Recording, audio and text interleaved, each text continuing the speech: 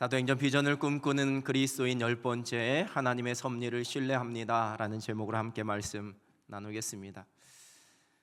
제가 몇 번 말씀드렸지만 저는 생긴 것답지 않게 글씨를 참 못 씁니다.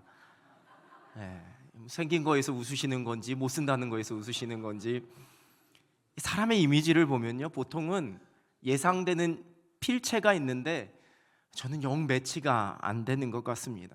지난번에 우리 함께 온 교인들이 성경 필사하면서 정말 이제라도 펜글씨 교본 하나 사서 다시 한번 연습해 볼까 정말 심각하게 고민도 했습니다. 아마 이 PC가 없었다면 이 설교 원고를 다 글씨로 써야 하기 때문에 제가 아마 100배는 힘들었을지도 모르겠습니다. 글씨뿐만 아니라 당연히 그림도 정말 못 그립니다. 그래서 글씨를 잘 쓰고 그림을 잘 그리는 분들을 보면 정말 신기합니다. 그림 하나 보여드릴까요? 저 말고 그림을 보여주셔야죠. 제가 그린 건 아닙니다. 이게 수묵 크로키라는 기법입니다. 좀 독특한데요. 이 크로키라는 게 움직이는 사물을 빠르게 그리는 걸 크로키라고 하는데, 그 크로키를 수묵으로, 즉 붓으로, 먹으로 해서 붓으로 그리는 그런 독특한 화법입니다. 양팔 절단 및 사망할 수 있음. 응급실 병상에 쓰인 팻말을 본 아내는 순간 정신이 아득했다고 합니다. 전기 기사였던 남편이 22,900볼트의 고압에 감전되어서 겨우 이 목숨만 건진 상황이었습니다. 그때 남편 나이가 30살이었고 이제 아내는 막 둘째 아이를 출산한 지 한 달 반밖에 되지 않은 상황이었습니다. 출산 후에 온전히 다 회복도 되지 않은 몸으로 그 남편 간병에만 매달렸습니다. 그리고 사고 후 4년이 지난 어느 날, 아이가 그 두 팔이 없는 아빠에게 그림을 그려달라고 했습니다. 참 기가 막힌 노릇이었습니다.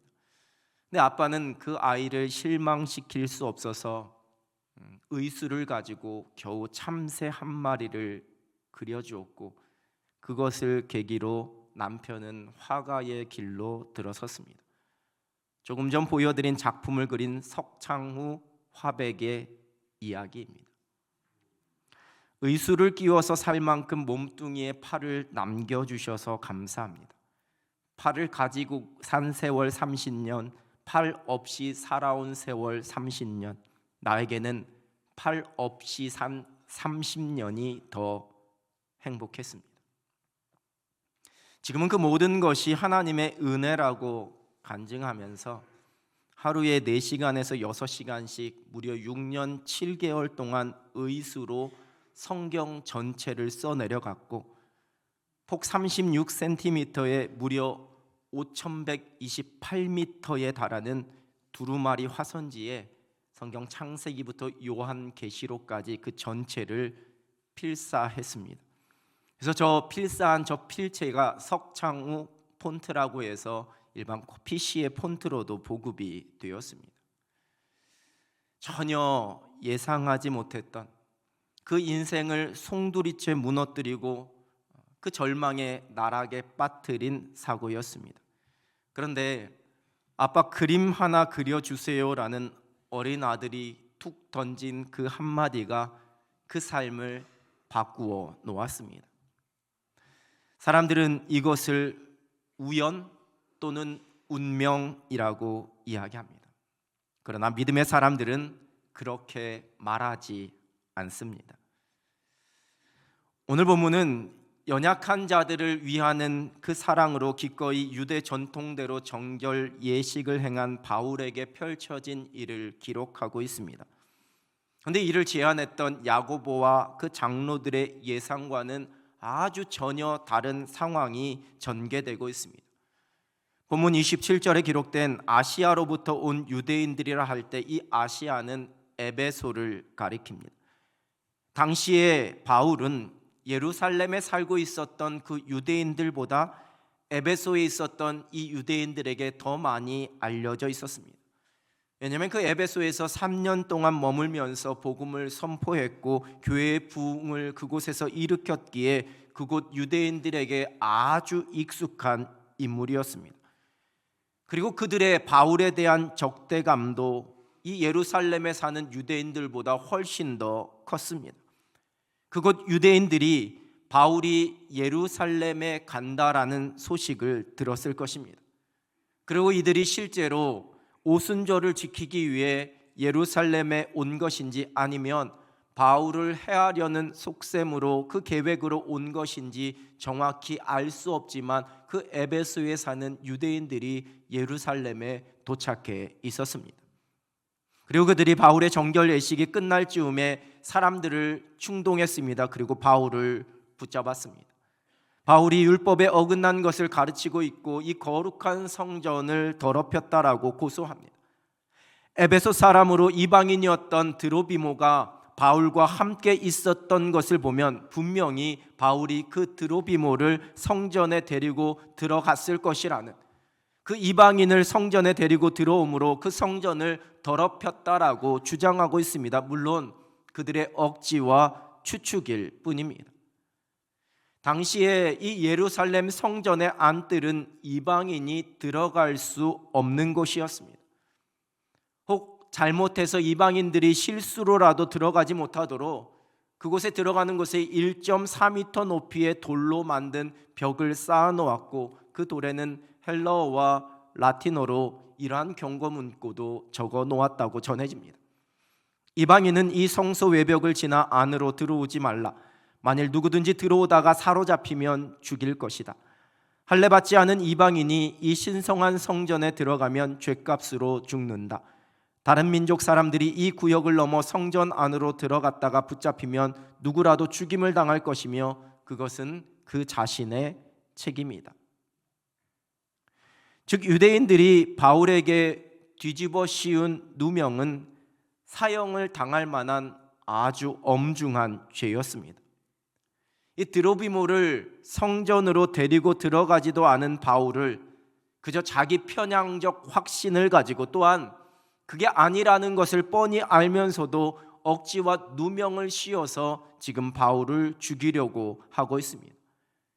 정결 예식을 행하면서까지 그 유대인들을 시험과 죄에 빠지지 않게 하려는 바울의 그 수고와 애씀이 다 허사가 되었습니다. 30절은 온 성이 요동하였다 소동하였다 기록합니다. 많은 사람들이 동조하며 막 흥분해 있는 그러한 상황입니다. 자세히 앞뒤 정황을 알아보지도 않았습니다. 그저 성전에 대한 자부심이 있었던 유대인들을 충동할 수 있는 최고의 죄목이었습니다. 그래서 바울을 성전 밖으로 끌고 나갔습니다. 불경건의 죄를 지은 그 바울을 한시라도 성전에 둘 수 없었기 때문에 또한 성전에서 피를 흘릴 수 없었기 때문에 그렇게 한 겁니다. 그리고는 그를 죽이려고 달려듭니다. 이제 성전 밖에서 죽음의 급박한 위기를 바울이 맞이하게 되었습니다. 그때 천부장이 이 소동의 소식을 듣고는 군인들을 데리고 와서 진정시킵니다. 33절 세번역 성경입니다. 천부장이 가까이 가서 바울을 체포하였다. 그리고 그는 부하들에게 쇠사슬 둘로 바울을 결박하라고 명령하고 그가 어떤 사람이며 또 무슨 일을 하였는지를 물었다. 여러분, 영화나 드라마를 볼 때 아주 답답하고 속이 터지는, 그래서 보면서 오히려 스트레스를 받는 그러한 경우가 종종 있지요. 마침내 그 결과가 어떻게 될지 뻔히 예상되고 이미 다 알고 있지만 그저 그 주인공이 속절없이 당하거나 누명을 쓰거나 억울한 일을 만나고 위험에 처하는 그 장면을 보고 있으면 괜히 화가 나고 스트레스를 받게 됩니다. 많은 사람들에게 인기를 끄는 일일 드라마나 주말 드라마에서 소위 말하는 국민 밉상 캐릭터들이 등장하곤 합니다. 착한 주인공을 괴롭히거나 못된 짓을 하는 그러한 캐릭터들을 일컫는 표현입니다. 지금 사도 바울이 당하고 있는 상황이 우리의 마음을 참 답답하게 합니다. 그리고 유대인들은 밉상 캐릭터들입니다. 바울이 이방인과 유대인의 그 담을 허물기 위해, 그 성전을 개혁하기 위해 실제로 이방인이었던 드로비모를 성전 안에 데리고 들어간 것도 아니었습니다.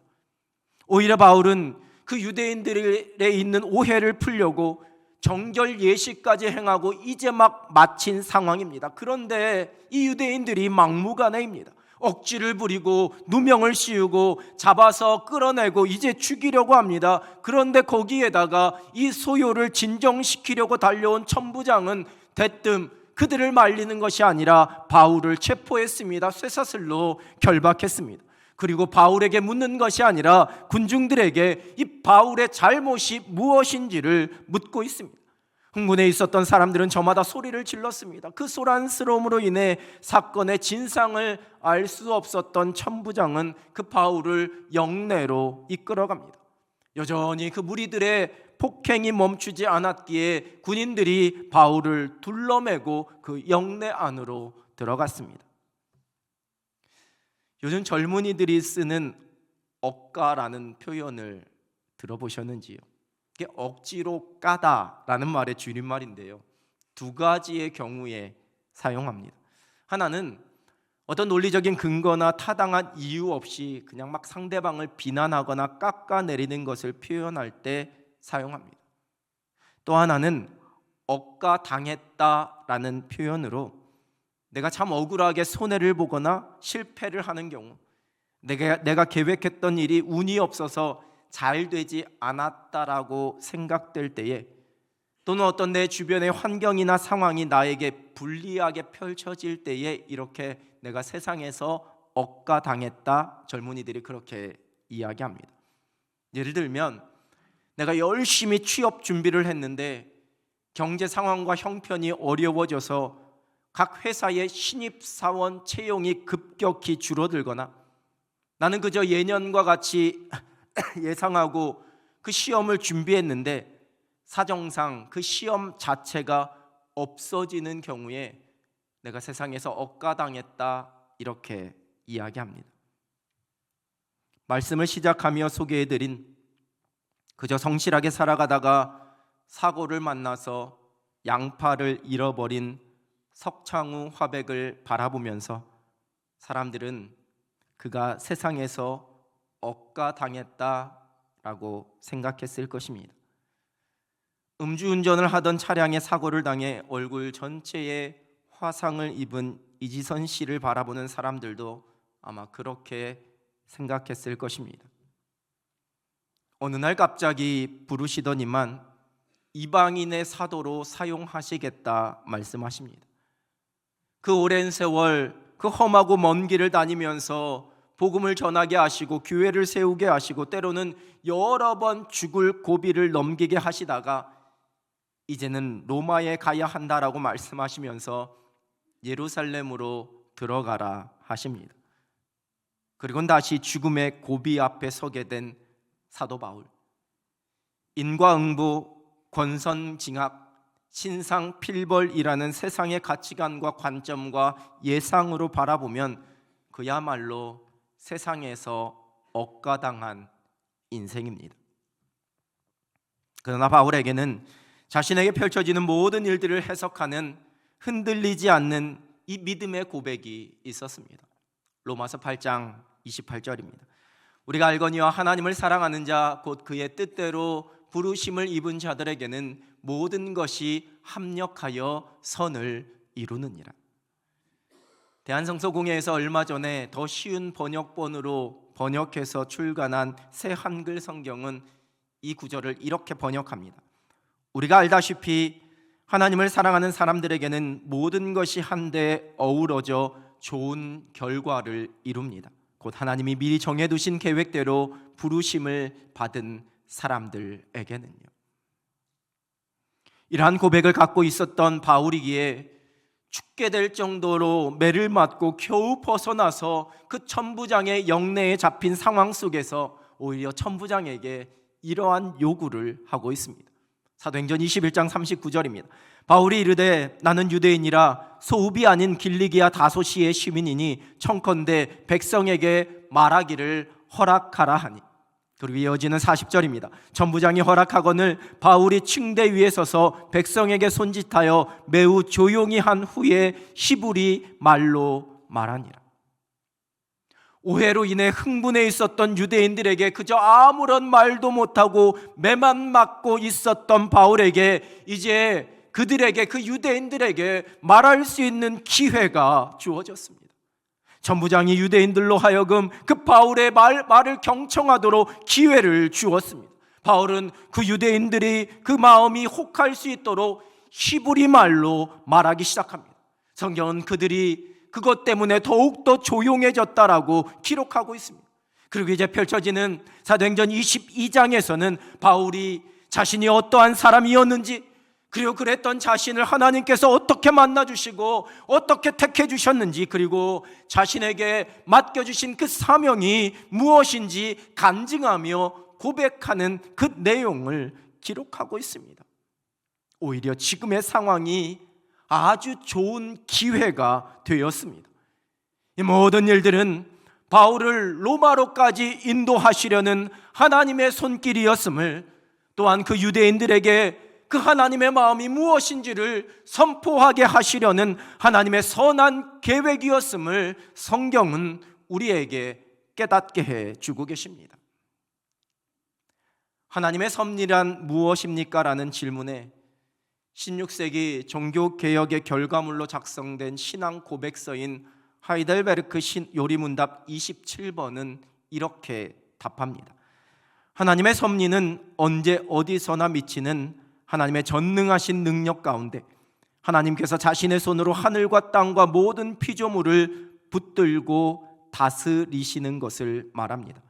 이로 인해 풀과 꽃, 비와 가뭄, 풍년과 흉년, 음식과 음료, 건강과 질병, 부와 가난 등 모든 것이 우연이나 무작위가 아니라 하나님의 자유로운 손길로부터 오는 것입니다. 하나님의 섭리는 하나님께서 창조하신 모든 만물과 그 역사를 오직 하나님의 선하신 뜻과 계획대로 하나님의 사랑 가운데 유지하시고 다스리신다라는 겁니다. 그 하나님의 주권적 통치입니다. 세상의 모든 일들, 아주 작은 일들까지도 하나님의 허락 없이는 하나도 일어날 수 없다라는 것을 의미합니다. 마태복음 10장 29절입니다. 참새 2마리가 한 아사리온에 팔리지 않느냐? 그러나 너희 아버지께서 허락하지 아니하시면 그 하나도 땅에 떨어지지 아니하리라. 아주 작은 미물처럼 보이는 참새 한 마리도 하나님 아버지께서 허락하지 아니하시면 땅에 떨어지지 않는다라는, 참새 한 마리조차도 결코 하나님의 섭리에서 벗어날 수 없다라고 분명히 말씀하십니다. 시편 33편 11절입니다. 여호와의 계획은 영원히 서고 그의 생각은 대대에 이르리로다. 모든 것은 오직 하나님의 선하신 계획대로 이루어집니다. 온 세상 우주 만물을 보존하시는 것도, 그 모든 것을 목적대로 이끄시고 인도하시는 것도 하나님의 손길입니다. 하나님께서 세상을 창조하신 이후에 그냥 자연의 질서와 자연의 법칙대로 알아서 다 움직이도록 방치하지 않으십니다. 때로는 인간의 악한 마음과 본성이 그 하나님의 뜻에 어긋나고 불순종 가운데 이끌지만, 그 또한 하나님께서 그냥 내버려 두시거나 방치하지 않으십니다. 오직 하나님의 선하신 다스리심 가운데 마침내 모든 것 속에 하나님의 뜻이 이루어지도록 하나님께서 간섭하시고 역사하십니다. 이 세상이 시작된 것도, 이 세상에서 일어나는 모든 일들도 다 우연이라는, 어떠한 계획이나 인과관계가 없이 그저 우연히 다 발생하는 것이라고 보는 우연론을 주장하는 사람들이 있습니다. 모든 것은 그저 확률일 뿐이라고 말합니다. 세상의 모든 일들과 그 과정은 어떠한 신비하고 절대적인 힘으로 이미 다 결정이 되어 있으며, 세상의 모든 사람도 태어날 때 이미 변경할 수 없는 자신의 운명을 갖고 태어나기 때문에 그저 그 운명에 순응하면서 살아야 된다라고 주장하는 숙명론자, 운명론자들도 있습니다. 그래서 그들은 별을 보고 점을 치고 사주팔자를 이야기합니다. 바울이 유대인들로부터 죽임당할 뻔하지만 우연히 천부장이 그 상황을 지켜보고 있다가 그를 살려주게 되었고, 그 천부장에게 있었던 정치적인 계산과 자기 보신주의 덕분에 우연히 바울이 로마에까지 가는 길이 열려지게 된 걸까요? 바울이 유대인들에 의해 죽임당할 운명이 아니었기 때문에 그가 모든 죽을 고비에서 살아났고, 결국 바울은 로마에 가서 죽어야 할 운명이기에 어찌저찌 꾸역꾸역 로마까지 가게 되는, 그래서 바울의 삶은 운명에 따른 잡초 같은 삶을 살아가게 된 걸까요? 우린 요셉의 인생 스토리를 아주 잘 알고 있습니다. 제가 한번 세상적인 관점으로 이렇게 요약한다면 어떠신지요? 요셉은 어느 날 돈 주고도 팔지 않을 엄청난 꿈을 꿨다. 그런데 그 꿈을 자랑하다가 망했다. 미움받아서 구덩이에 던져졌는데 다행히 운 좋게도 배신을 한 사람 덕분에 죽지는 않고 애굽으로 팔려갔다. 그리고 다시 한번 운 좋게도 보디발 장군의 집 종으로 들어가는 덕분에 그나마 형편이 조금씩 나아지기 시작했다. 그런데 이게 무슨 운명의 장난인지 착하고 양심적으로 살려다가 커다란 누명을 쓰게 되었다. 그리고 억울하게 감옥에 가게 되었다. 그런데도 그곳에서 만난 관리의 꿈을 해석해줘서 다시 그 팔자가 필요나 싶었는데 그가 또 배신해버렸다. 그러던 한참이 지나서 바로왕이 꿈을 꾸었다. 그 관리가 정말 기적적으로 요셉의 존재를 기억해냈다. 그래서 요셉이 바로왕 앞에 서게 되었다. 그리고 그 꿈을 해석해주고 총리가 되었다. 그래서 마침내 그 모든 꿈이 이루어지게 되었다. 우연일까요? 운명일까요? 섭리일까요? 요셉의 인생은 해피엔딩으로 마무리됩니다. 그러나 해피 프로세스, 행복한 과정은 아니었습니다. 아마도 순간순간 요셉도 많이 힘들었을 겁니다. 어떻게 버텨냈을까요? 소개해드린 표현처럼 세상이 나를 억까하는 심정이었을지도 모릅니다. 그런데 요셉은 이렇게 고백합니다. 창세기 50장 20절입니다. 당신들은 나를 해하려 하였으나 하나님은 그것을 선으로 바꾸사 오늘과 같이 많은 백성의 생명을 구원하게 하시려 하셨나니. 하나님의 섭리에 대한 고백입니다. 믿음은 하나님의 섭리를 고백하며 살아가는 것입니다. 내 인생에 펼쳐지는 모든 일들이 우연이 아니라는 것을, 그것은 오직 하나님의 사랑이요 그 사랑으로 선하신 계획 속에 모든 것을 다스리고 계시는 하나님의 손길임을 고백하며 살아가는 것입니다. 1920년생으로 이제 105세가 되신 연세대학교 철학과 김형석 교수님이 쓰신 그리스도인으로 100년을 이라는 책에서 교수님은 이렇게 고백합니다. 나 자신이 겪어온 일들을 회상할 때마다 이런 일들이 일어난 것은 운명인가 하고 자문해 본다. 아니다. 그러면 우연한 사건들인가? 그것도 아니다. 그러기에는 그 사건들의 의미가 너무 중요하다. 내가 택한 자유의 결과였는가? 그것도 아니다. 그러면 무엇인가? 하나님의 섭리라고 믿는다. 섭리는 은총의 체험에서 온다.